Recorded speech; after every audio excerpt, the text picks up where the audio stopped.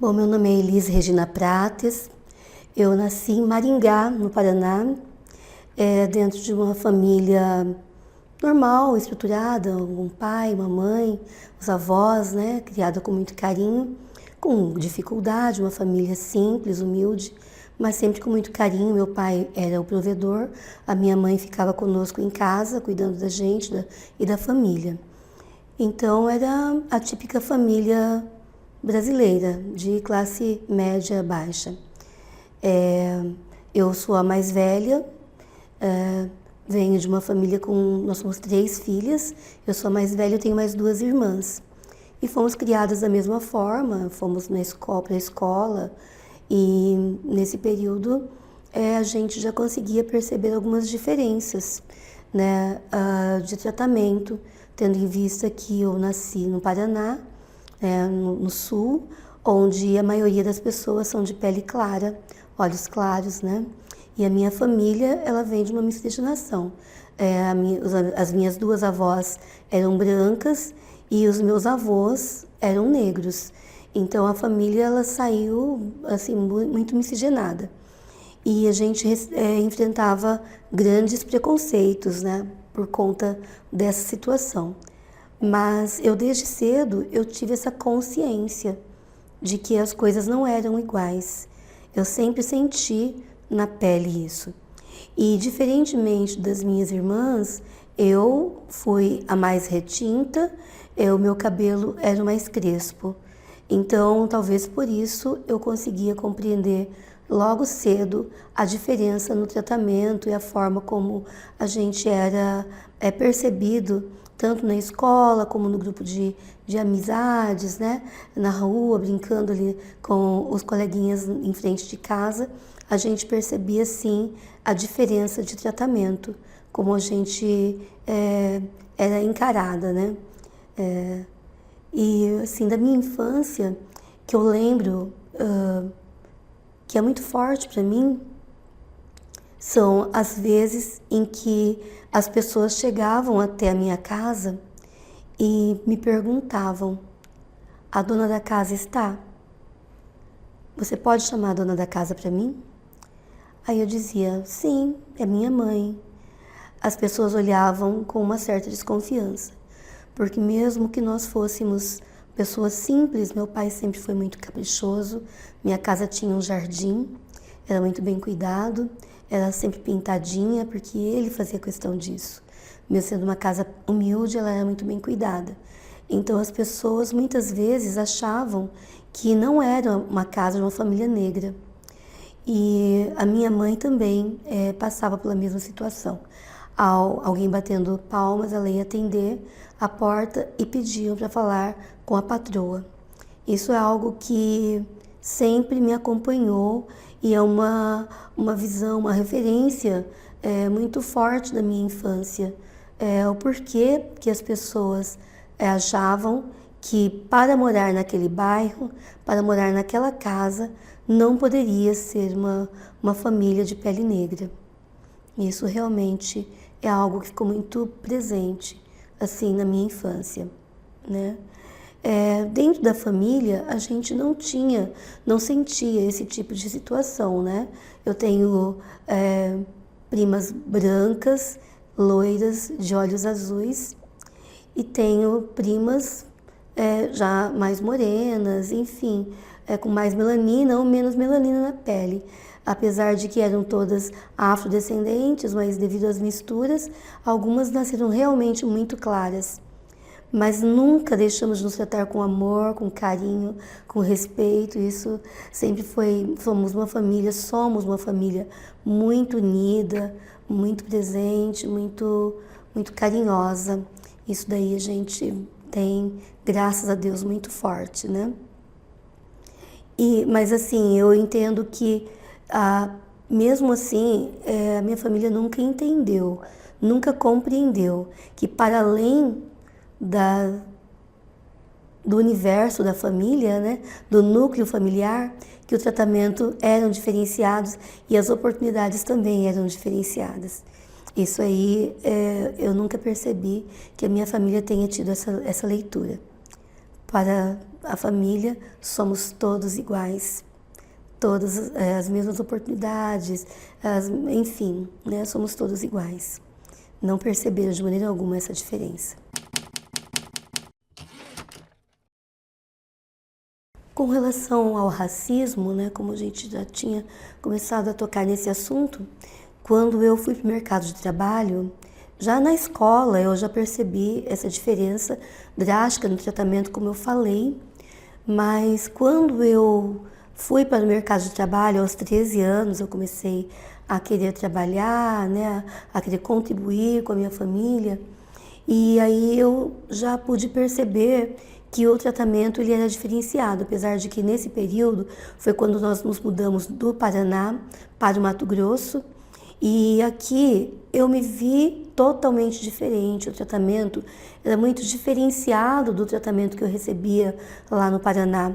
As pessoas olhavam para mim com outros olhos, falaram para mim: nossa, como você é bonita, coisa que eu nunca tinha ouvido lá na minha cidade natal. E eu me estranhava muito esse tipo de elogio. Eu não estava preparada para receber esse elogio. Eu estava acostumada a falarem que meu cabelo era feio, a falar que eu era feia. Então foi um exercício muito grande que eu tive que fazer para me olhar no espelho. E eu fiz esse exercício, me olhando no espelho e percebendo que eu tinha sim um grande potencial, não só de beleza, mas o potencial de intelecto, né, de inteligência. Eu sempre fui uma pessoa muito esperta, sempre busquei ler muito, e com isso eu busquei o mercado de trabalho, me preparando para o mercado de trabalho, sempre estudando, né, fazendo cursos.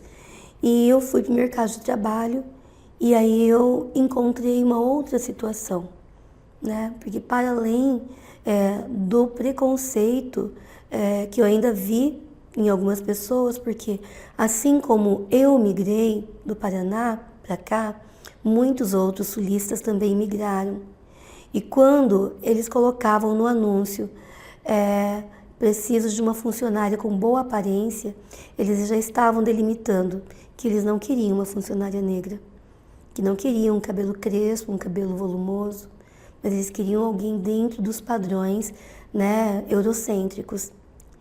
E muitas vezes, quando eu enviava um currículo, esse currículo ele era imediatamente escolhido. E quando eu ia para a entrevista, chegava lá, antes de eu passar pela entrevista, eu já recebia a notícia: olha, a vaga foi preenchida. Sendo que haviam pedido para que eu fosse até lá. E aí eu fui percebendo que, na verdade, não era a vaga, não tinha sido preenchida, mas sim era o preconceito muito grande, né, por eu não enquadrar no perfil da vaga, no sentido de que eu era negra e que eles preferiam alguém branca, alta, de preferência olhos azuis.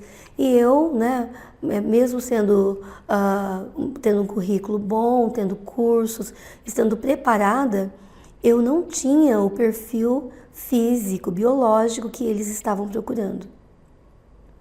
E isso me chocou, e inclusive um dia eu cheguei a fazer um discurso numa empresa que ligaram para mim, olharam meu currículo, elogiaram bastante a minha formação.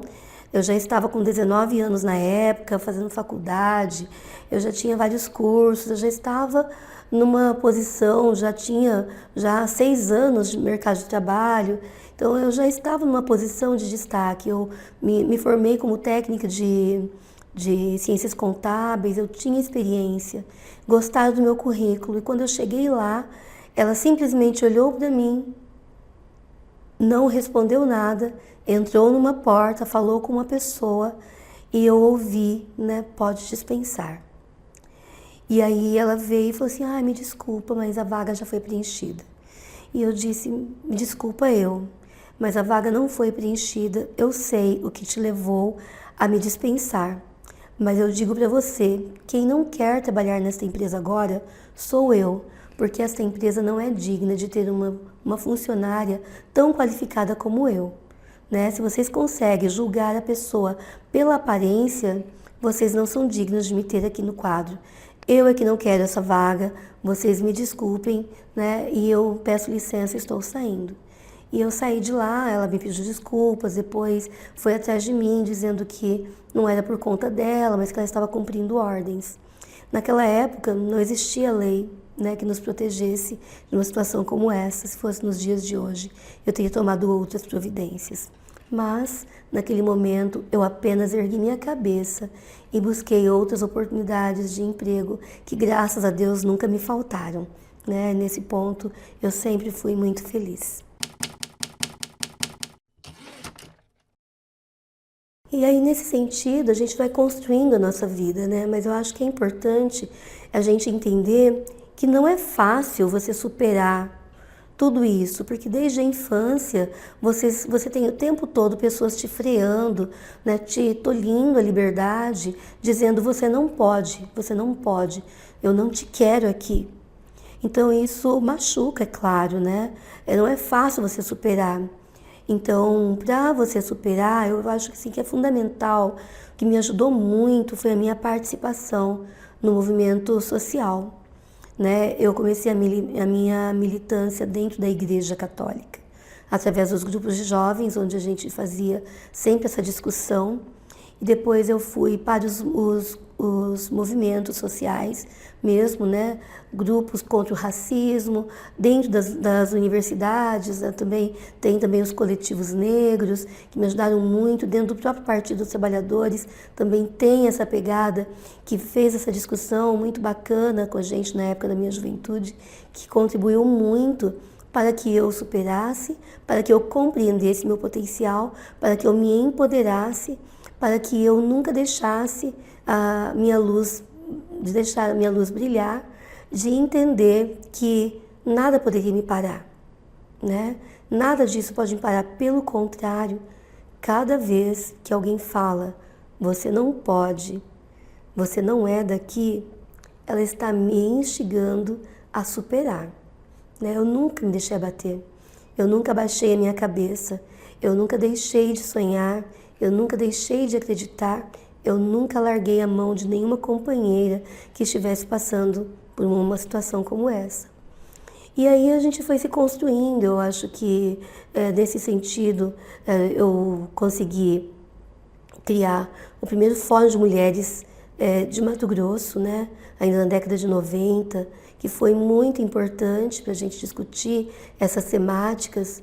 E aí depois eu tive a oportunidade de participar também do movimento articulado de mulheres da Amazônia, que também tem essa particularidade, essa preocupação com as mulheres pretas, ribeirinhas, quilombolas.